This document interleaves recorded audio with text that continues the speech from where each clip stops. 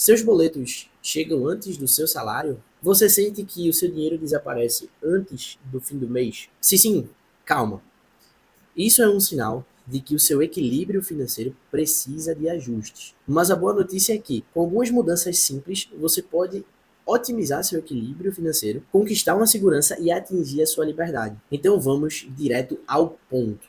Eu sou Marcos Trigueiro, sou planejador financeiro, transformo vidas através da educação financeira, estou no mercado financeiro desde 2021 e hoje eu pedi algumas dicas ao chat GPT de como você pode atingir o equilíbrio financeiro e a gente vai debater sobre essas dicas juntos. Então vamos lá. Primeiro ponto, eu pedi ao chat GPT como é que a gente identifica se você está ou não equilibrado financeiramente. Como é que a gente vai identificar isso? E o chat GPT respondeu para mim 3 pontos. Primeiro ponto, se você gasta mais do que ganha, você está no vermelho. 80% da população brasileira está endividada. Isso é um dado alarmante.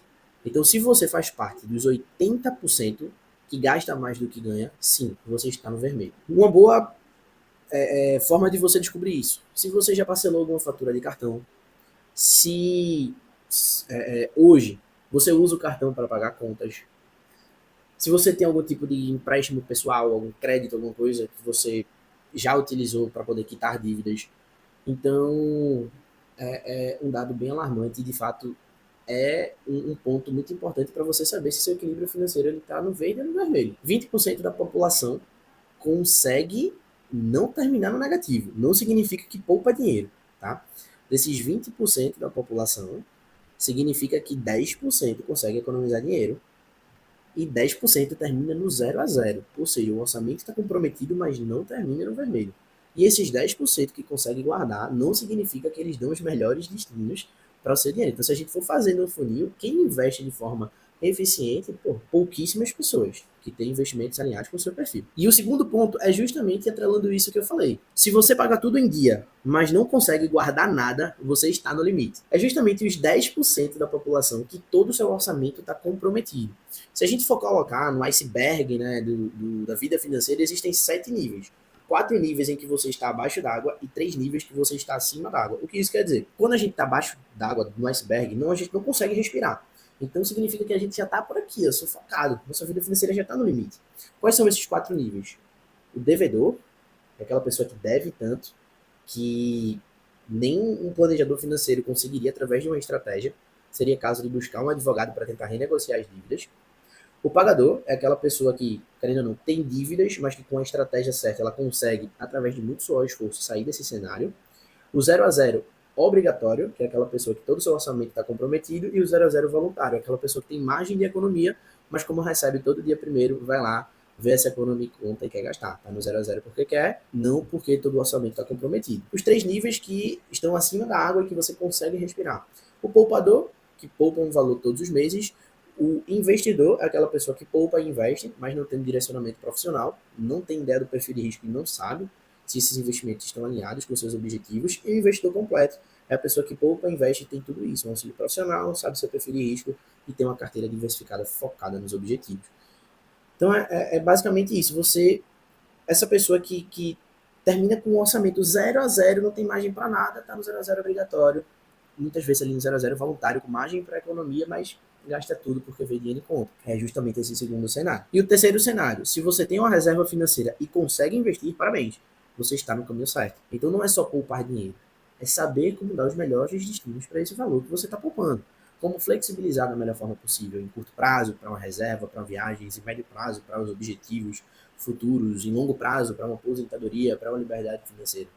Então é dar os melhores destinos, é justamente aqueles 10% que poupa, mas não significa que dão os melhores destinos a esse valor. Então sim, hoje a maior parte da população brasileira tem o equilíbrio financeiro negativo no vermelho porque termina endividado. Se você não termina endividado, você está na frente de 80% da população. Agora, se você quer fazer parte da minoria, 1% da população que é milionária, então você precisa fazer muito mais que os demais. Você precisa ser outlier, fora da curva. E depois que a gente entende esses 3 pontos para saber se sua vida financeira está equilibrada ou não, eu pedi para o chat GPT também ele me gerar algumas estratégias que realmente funcionam para você buscar esse equilíbrio financeiro.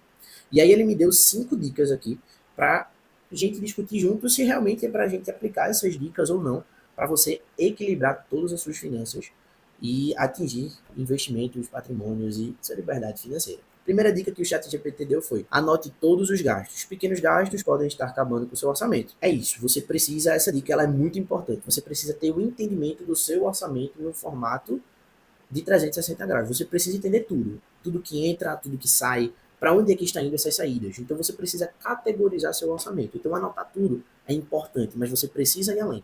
Você precisa entender o que esses números eles querem te dizer. Por exemplo, se você gasta mais de 30% da sua renda com iFood, você precisa economizar no iFood. Então você pode começar uma dieta, fazer comida em casa, tentar baratear de alguma forma. Se você gastar muito com gasolina, tentar usar transporte privado como Uber, transporte público para tentar economizar algumas vezes na semana. Então, entender o que esses números eles querem te passar. Quais informações que esses números eles dizem.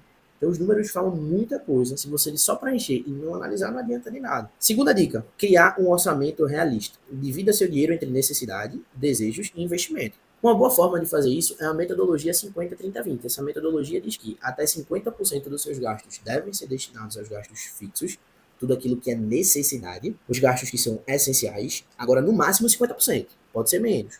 Até 30% dos seus gastos serem destinados aos gastos variáveis, ou seja, tudo aquilo que é desejo, fazendo alusão ao chat GPT, tudo aquilo que é não essencial, que vai compreender o seu padrão de vida, e pelo menos 20% para investimento.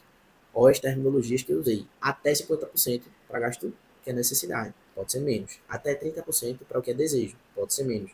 Pelo menos 20% para investimento. Então tem que ser no mínimo 20% e você pode investir mais. Se você investir mais, ótimo. Só para ter uma ideia, no exemplo pessoal, eu invisto 50% da minha renda hoje. Agora, óbvio, eu me pago em primeiro lugar e mudo meu padrão de vida para viver com o restante. Terceira dica do chat GPT: evite compras por impulso. Dê um tempo antes de comprar algo não essencial, pois isso aqui é fundamental, velho. Decisões racionais são decisões financeiras muito mais eficientes do que decisões emocionais. Se você decide comprar alguma coisa na hora, você não consegue entender se aquilo é necessidade ou desejo.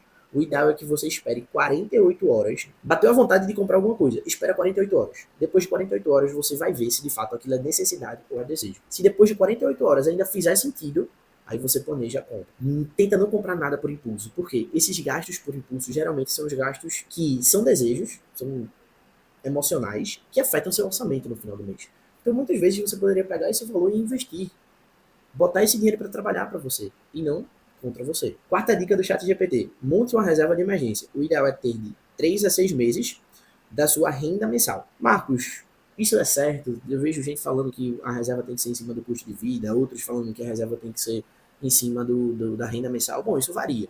Eu prefiro que seja em cima da renda mensal. Por quê? Porque se você tiver algum imprevisto e precisar usar sua reserva por 6 meses, por exemplo, você ainda vai conseguir manter o seu padrão de investimento. Se for sobre o custo de vida, você não vai conseguir investir. Durante esses 6 meses, você vai atrasar todos os seus objetivos em 6 meses de conquista, tá? Então eu prefiro que seja em cima da renda mensal. E sim, existem 3 tipos de reserva. A reserva mínima, geralmente é mais comum para quem é servidor público, tem uma garantia de renda, né? 3 vezes na renda mensal. A reserva intermediária é muito comum para quem é CLT, 6 vezes na renda mensal. E a reserva ideal, que é muito comum para quem é autônomo, que não tem previsão de renda, 12 vezes na renda mensal. Tá? Para cada tipo de profissão, o ideal é que você tenha a reserva que faz mais sentido para esse tipo de profissão. Quinta dica: invista no seu futuro. Não basta apenas guardar dinheiro, aprender a investir e fazer ele crescer é essencial. E de fato, você precisa investir. Não adianta somente ter uma reserva de emergência. Você precisa fazer esse dinheiro trabalhar para você da melhor forma possível. Precisa ter uma carteira diversificada, seja em ativos nacionais, internacionais e outros tipos de ativo. Precisa também uma previdência privada, já que a previdência social no Brasil é algo que não é sustentável. Então você precisa de diversas linhas de ação. Então, investir no seu futuro é fundamental. Mentalidade do rico: comprar cada vez mais ativos. Ativos geram renda passiva. O que é renda passiva? Uma renda que advém sem nenhum esforço. Hoje, provavelmente, a sua renda é uma renda ativa. Você se esforça, exerce sua força de trabalho e você tem sua renda no final do mês. Renda passiva, não.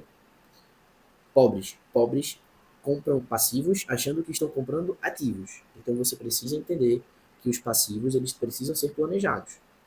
A mentalidade do rico: compra ativo, com a renda passiva, compra os passivos. Então é assim que funciona a lógica de quem tem um mindset financeiro, de quem tem equilíbrio financeiro. Agora me conta aí, qual dessas dicas você já coloca em prática? Qual dessas dicas você ainda não coloca em prática? E se você gostou desse vídeo utilizando inteligência artificial para trazer algumas dicas sobre como equilibrar as finanças no dia a dia. Deixa seu comentário aqui abaixo, se inscreve no nosso canal, ativa o sininho e deixa o like, porque o ChatGPT está pedindo para você deixar um like. Então, se o ChatGPT pediu, você tem que deixar.